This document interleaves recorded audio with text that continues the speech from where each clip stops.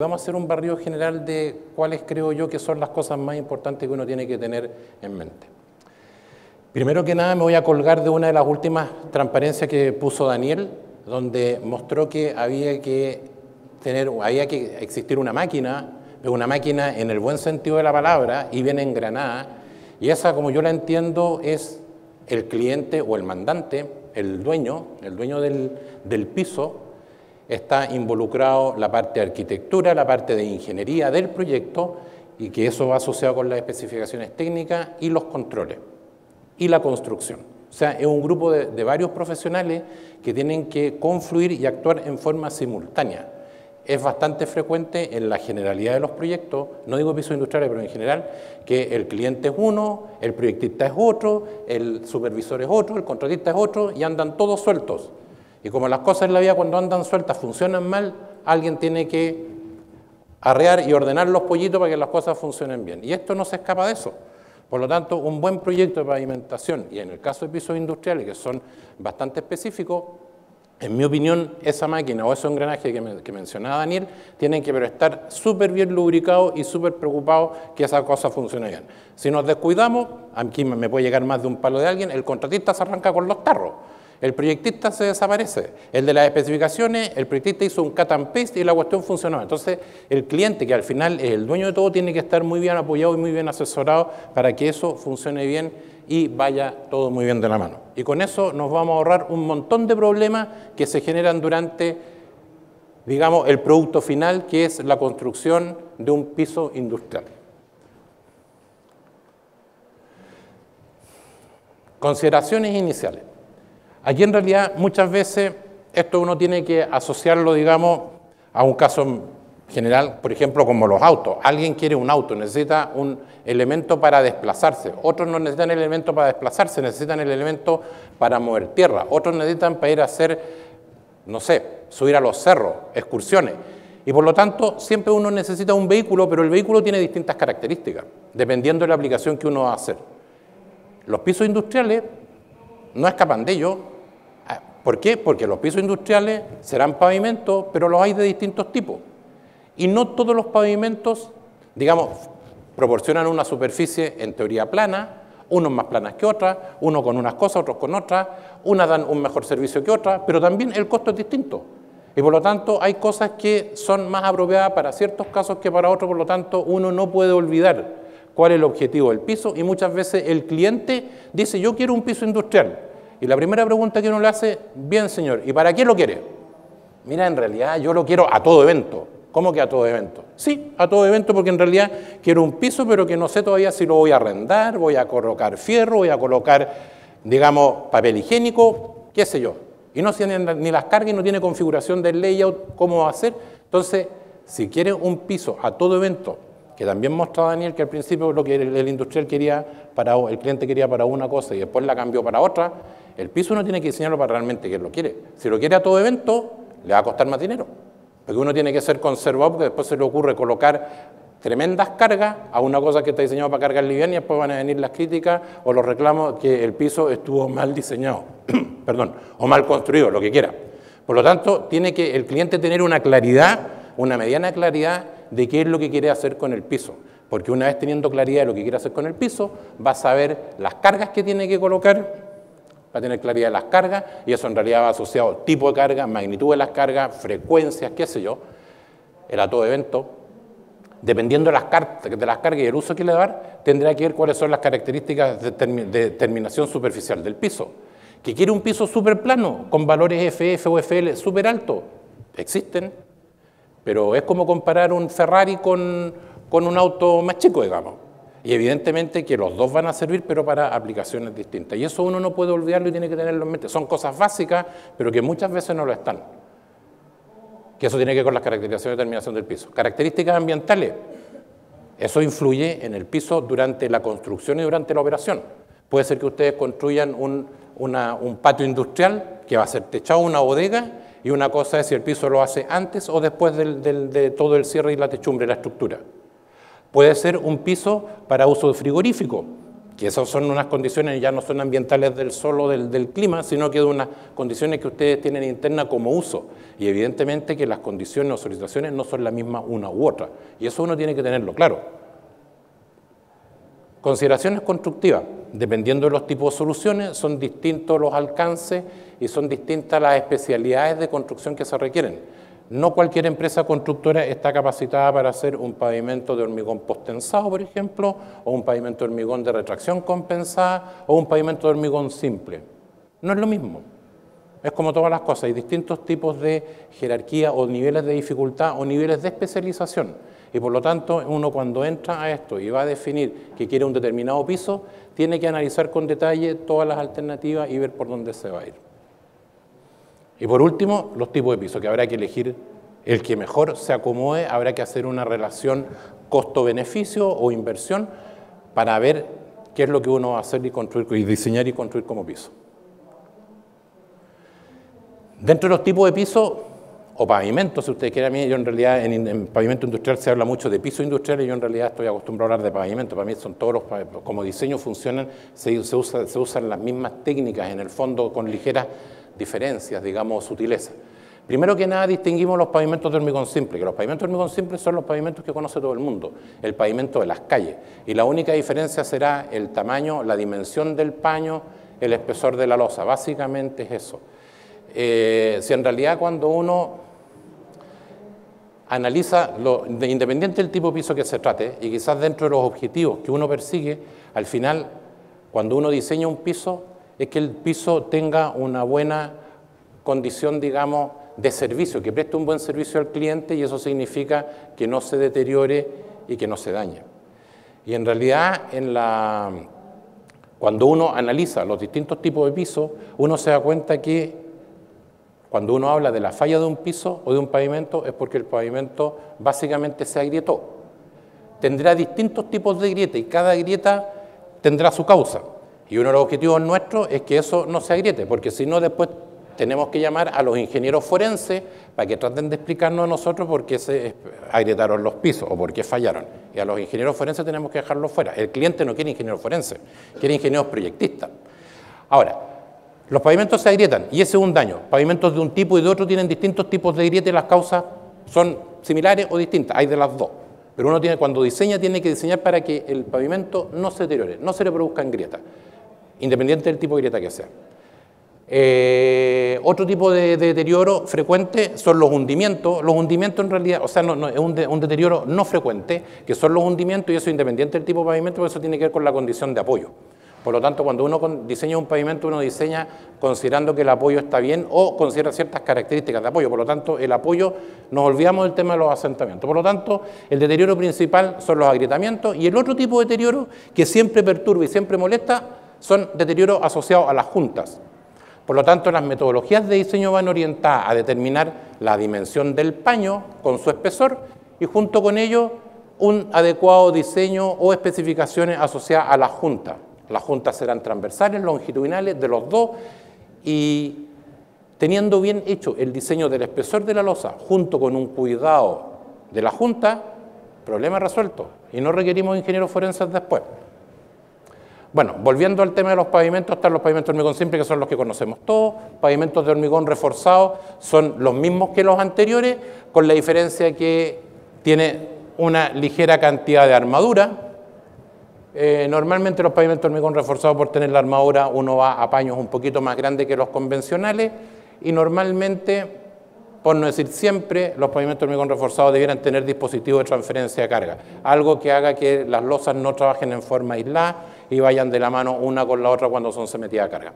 Los pavimentos de hormigón con fibra, en el fondo, son los mismos que los pavimentos de hormigón simple, con la diferencia que al hormigón simple, a la mezcla, se le incorpora fibra y con eso funciona, el pavimento tiene algún comportamiento superior respecto básicamente a todos los problemas asociados de agrietamiento o fisuramiento por retracción o por curado, y que minimiza esos agrietamientos, y las fibras las hay de polipropileno, así como un material así medio plástico, y las hay metálicas. Ambas fibras, digamos, ninguna de las dos le producen un daño al pavimento, sino que evidentemente que le producen un beneficio. Ese beneficio no es gratis porque la fibra tiene un costo, y ambos tipos de fibra tendrán sus ventajas, sus desventajas, pero evidentemente que es mejor que no tenga fibra, pero como digo, tiene un costo.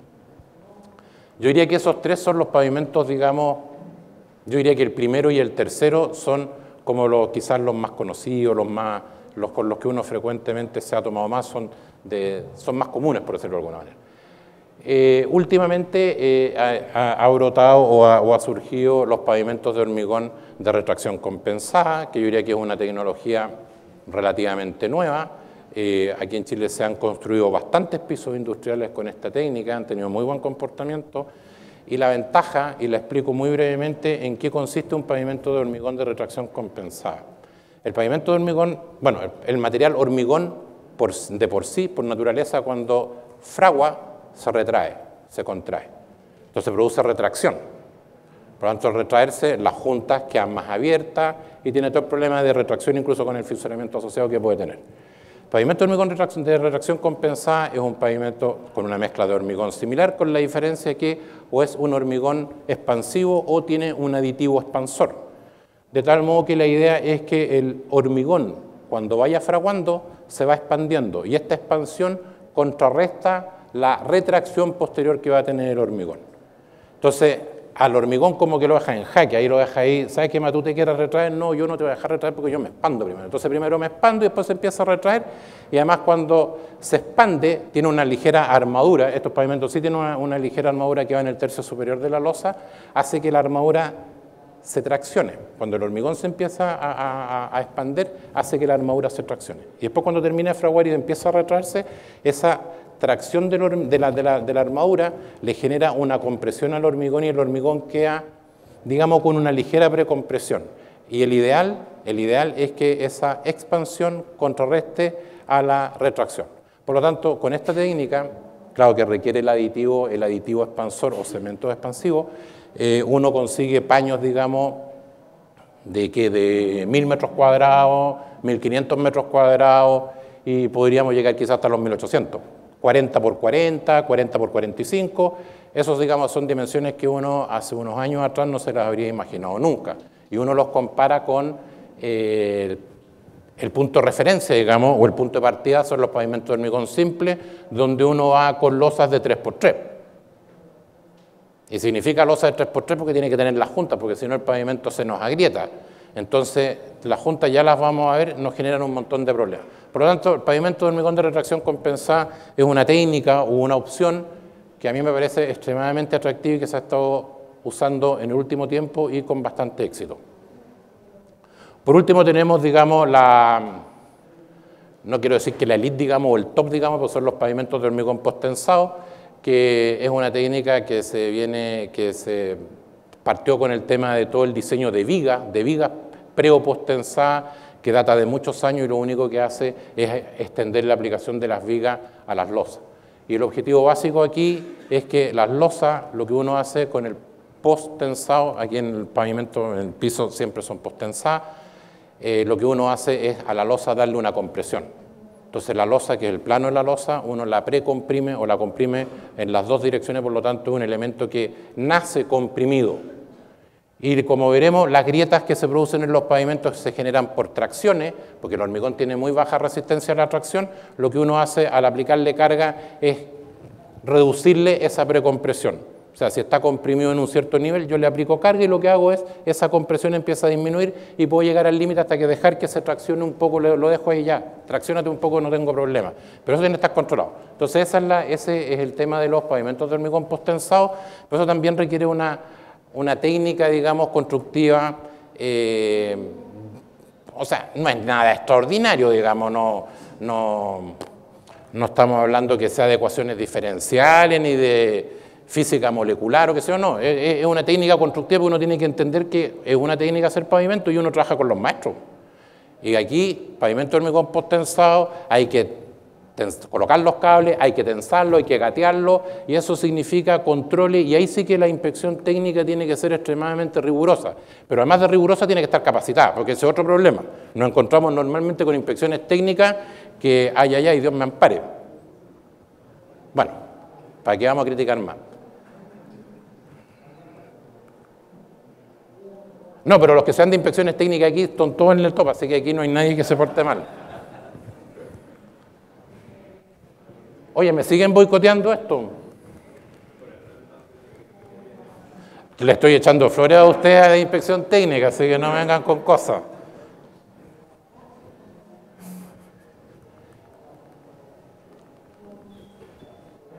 Yo no me puedo poner a silbar ni a chiflar acá, pero bueno.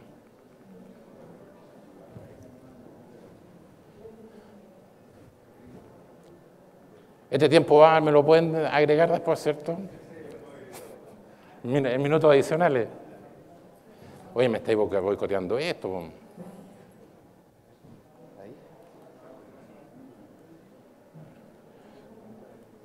Ya, aquí nos vamos a tratar de ir un poco más rápido. Ahí tienen un piso industrial, un pavimento que es un pavimento de hormigón convencional. Y aquí van a tener que echarle un poco a la imaginación, pero esa de ahí, uy, que el pulso que está malo, Dios santo. Esa ahí es la junta longitudinal y esas son las transversales. Y aquí yo les quiero pedir la imaginación, es que esa losa de ahí, con respecto a la otra, pareciera ser que como queda para arriba y la otra va para abajo. No se ve como plana, así como una mesa de puro, una mesa de billar o así, como un piso plano, súper plano, sino que se ve como que sube y baja.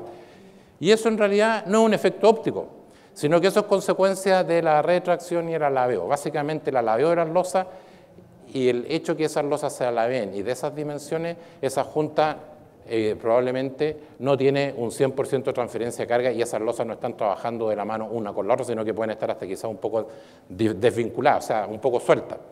Entonces el problema que tiene eso, tiene dos problemas asociados, y son los que uno tiene que evitar. Primero que nada tienen un problema laboral, y ustedes dirán que tiene que ver la parte laboral. Sí, porque por aquí arriba transitan las grúas horquillas, qué sé yo, y cada vez que pase la rueda de la grúa horquilla de una losa a la otra, una losa se mueve con la otra, las ruedas chocan en el escalonamiento que se produce en la losa, y los tipos terminan con lumbago y licencias médicas. Por lo tanto, nadie de los pisos industriales que administra esto quiere tener problemas con los trabajadores, porque ahora los trabajadores están cada día más exquisitos. Entonces, por ese concepto nadie quiere nada. Y el otro problema es que con el escalonamiento que se le produce, con el movimiento de las losas, viene un problema que quizá, no digo que sea peor, pero que igual es complicado. Hay equipos de carga que usan unas ruedas de poliuretano que son súper densas, súper duras, son rígidas. Entonces, cada vez que pasan por ahí se le forma el escalón y al formarse el escalón, esa rueda choca con el borde de la losa y que se pique la losa o que se dañe un poquito no es mayor problema. El problema del dueño del recinto es que las ruedas esas se le empiezan a picar y se le empiezan a dañar. Y el costo de mantención de esas ruedas es altísimo. Entonces, cada día la gente quiere menos junta por ese tipo de concepto. Bueno, ahí hay un pavimento de hormigón de retracción compensada, ahí está la malla que se coloca, y ahí hay una losa y de toda esa dimensión que son paños grandes. Ahí en el borde se alcanza a apreciar una especie de cantonera que se coloca en el borde de la losa para proteger la junta. Bueno, hay una fase final, digamos, del mismo piso de retracción compensada, donde está cubierto y está con curado húmedo total, mojada la superficie, porque evidentemente que un éxito del piso durante la construcción del piso es que esté con un excelente curado. Y en mi opinión, el mejor curado es teniendo el pavimento hormigón totalmente saturado en su superficie en un buen tiempo, por lo menos unos cuantos días. Bueno, hay un piso de hormigón posttensado, un piso de hormigón posttensado donde ahí se ven los tendones, digamos, los cables, los conductos por donde van los tendones, ahí hay una gata donde están traccionando los cables porque la gata tracciona el cable y la compresión se la transmite por reacción a la losa y de esa manera uno le da la compresión a la losa. Ahora, el tema de tensado en los pavimentos de hormigón posttensado tiene que ser gradual porque el hormigón va ganando resistencia con el tiempo, con las horas, digamos. Por lo tanto, uno no puede llegar y decir, ¿sabe qué más? Vamos a empezar a aplicar carga a las 2 horas. No, tiene que llevar un control de resistencia del hormigón para saber qué resistencia tiene, para saber qué carga uno le puede aplicar al hormigón. Y tampoco se puede quedar ahí dormido porque si en realidad no aplicó las cargas, no comprime el hormigón se les va a agrietar. Por lo tanto, es un tema que es delicado y que requiere mucho control durante el proceso constructivo. Bueno, ahí está el mismo piso ya con hormigón post-tensado. Ahí el problema de la junta en los pavimentos de hormigón post-tensado puede tener una superficie bastante amplia, pero evidentemente que no es infinita, por lo tanto tendré paños gigantes si ustedes quieren, pero después al lado tendré otro paño gigante, pero siempre me queda, como tengo que dejar el espacio, o tiene que quedar el espacio para poder comprimir un paño y después el otro paño, ahí me queda una junta. Y ese es un tema no menor en los pavimentos de hormigón post-tensado. Toda la zona que está post-tensada, si está bien hecho no tiene ningún problema. Pero viene el detalle de la junta, que esa junta tiene que estar bien hecha, que es una junta totalmente distinta al de pavimento de 3 por 3 metros. Por lo tanto, el problema sigue siendo la junta, pero la junta es distinta, por lo tanto hay que tener ojo con eso. Sección típica de un pavimento de hormigón, bueno, ahí está una superficie de rodado que está arriba, que es lo que uno ve. Muchas veces puede ser con topping o sin topping, digamos, o sea, a gusto del cliente. Le podremos colocar un endurecedor de superficie, cuarzo, lo que ustedes quieran. O puede ser que no quieran nada. Está la losa de hormigón. Después, esa membrana impermeable adicional también es opcional y depende del tipo de pavimento. Normalmente en los pavimentos post-tensados, cuando uno quiere transmitir, como son grandes superficies, uno quiere transmitir comprimir el hormigón, tiene que ver que se deslice. Generalmente entre la losa y la subbase tiene que haber un elemento que minimice esa fricción que existe entre la losa y la subbase. Por lo tanto, uno coloca una membrana. En pavimentos de hormigón de retracción compensada, yo he visto que colocan unos geotextiles, que minimiza y elimina también un poco la fricción. Está la subbase y la subrasante, que la subrasante es el plano donde se apoya la estructura de pavimento y bajo la subrasante o el terreno que conforma esa superficie de la subrasante es el suelo de fundación, donde se apoya el pavimento.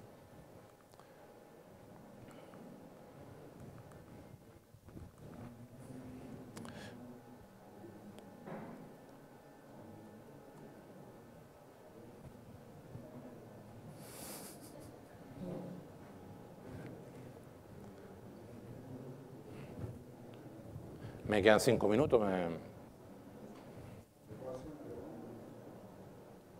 No sé, ahí con don Renato o después.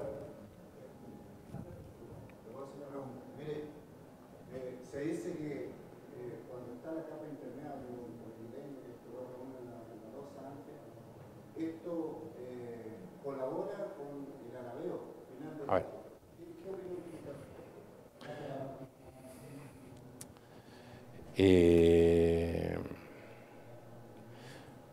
A ver, el alabeo se descompone, digamos, el alabeo es la deformación que experimenta la losa y que en el fondo se cucharea.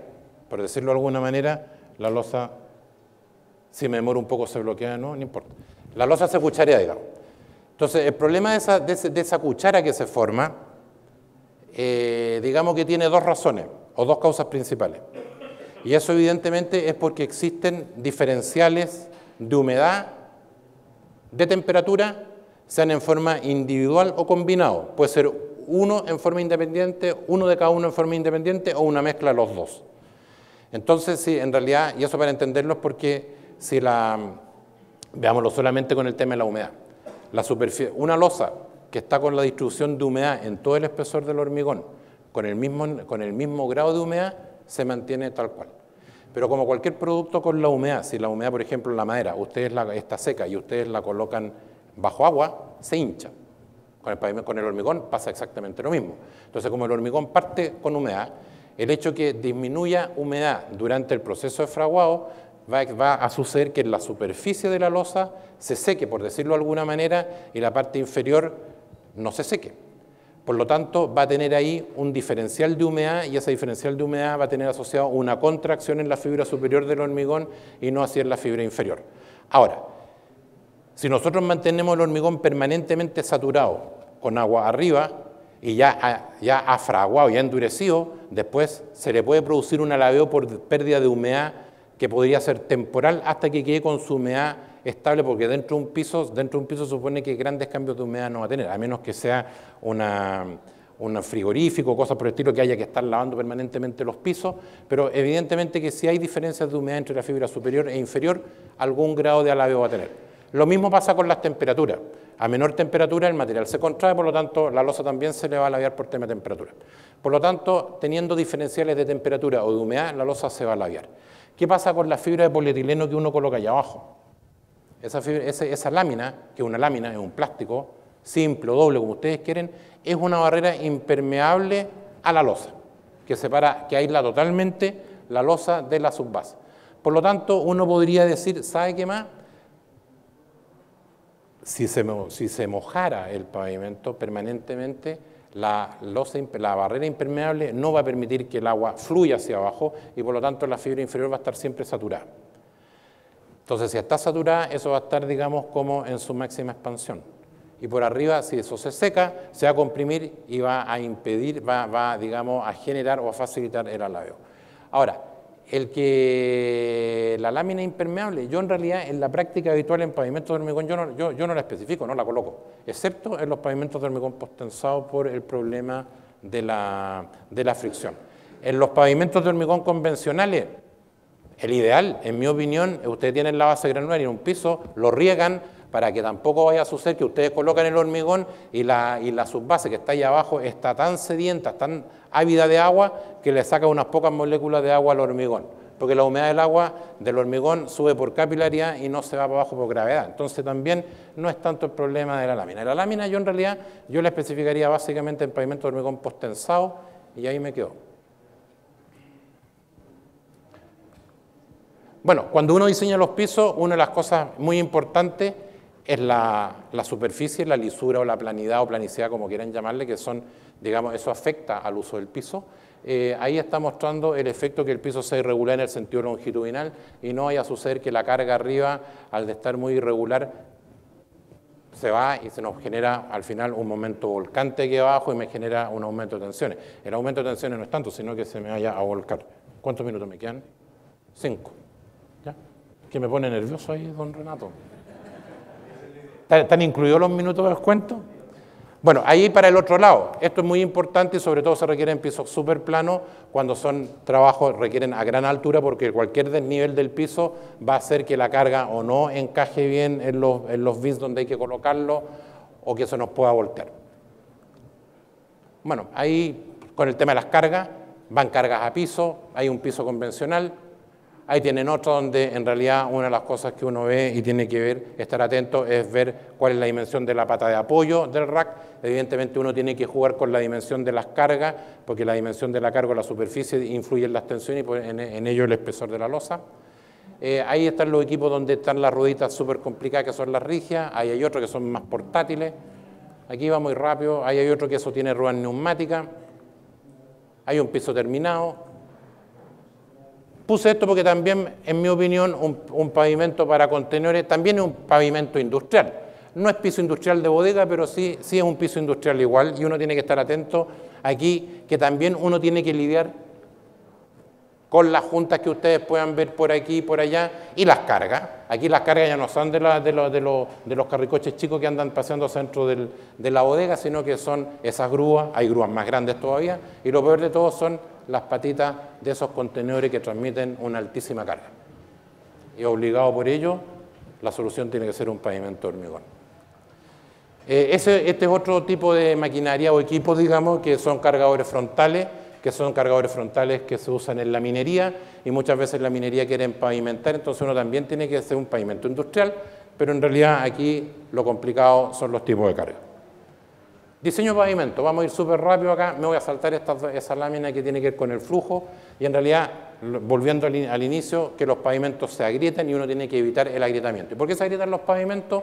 Por tensiones, y las tensiones son por carga, por alaveo, por la mezcla de las dos. No puedo llegar y superponer carga más alaveo, pero es una acción conjunta de ellas. Junto con ello, la fricción.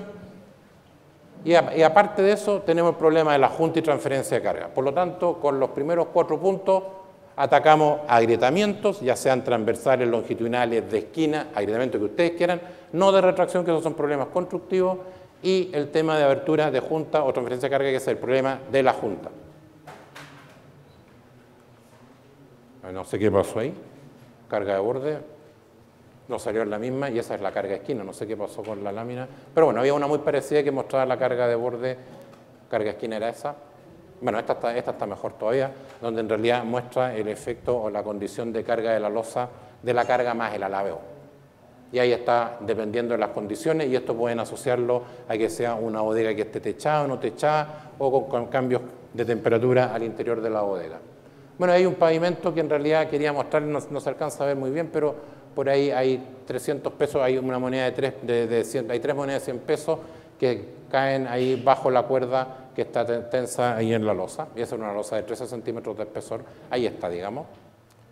O sea, con eso ustedes verifican que los pavimentos sí se lavean y sí se deforman, y eso que los pavimentos estén así cuchareados hace que roten, que basculen y con todos los problemas que tiene asociados. Este es un tema súper importante, transferencia de carga. El concepto es qué tanta carga se traspasa de una losa a la otra, y en realidad ahí está. O sea, si tiene 100% de transferencia de carga, existe una muy buena continuidad en una losa con respecto a la otra, y si están totalmente separadas, aquí en realidad eso llega a un máximo y el otro no se deflecta. Y como las grietas en las uniones de los pavimentos no son verticales, sino que van, como los arios, por lo menos aquí en Chile, son de muy buena calidad, rara vez la grieta parte un ario, sino que las grietas van bordeando los arios, las grietas van inclinadas a un lado o al otro. Y evidentemente que si la grieta tiene una pendiente, dependiendo de qué lado mida uno la transferencia de carga, no tiene el mismo valor. Lo que interesa sí es que esa sea buena. Y para eso uno tiene que generalmente implementar dispositivos de transferencia de carga como el que está mostrado ahí, que son unas barras, aquí muestro unas barras cuadradas con vaina, que este es el caso de un pavimento de hormigón de retracción compensada. Ahí muestro otro que siempre resulta difícil de explicar, que se le llama zapatas de traspaso de carga, que en realidad no son más que esas placas de acá, con unas orejas ahí, y que se colocan en forma alternada, y estas quedan adheridas en la parte de abajo de la losa, por lo tanto la losa se apoya en ella. Bueno, ahí había otra vista. Existen otros sistemas de transferencia de carga que son tipo diamante, los Diamond Dowels y otros parecidos, pero que existen aquí en Chile por lo demás también. Para cerrar esta presentación relámpago, y además de todos los minutos que me quitaron por el cosito esto, les quiero presentar un manual que hicimos en conjunto con el Instituto, con el ICH, el año pasado, que se presentó y que entra un poco más en detalle en cada uno de los aspectos que yo les presenté ahora. Muchas gracias.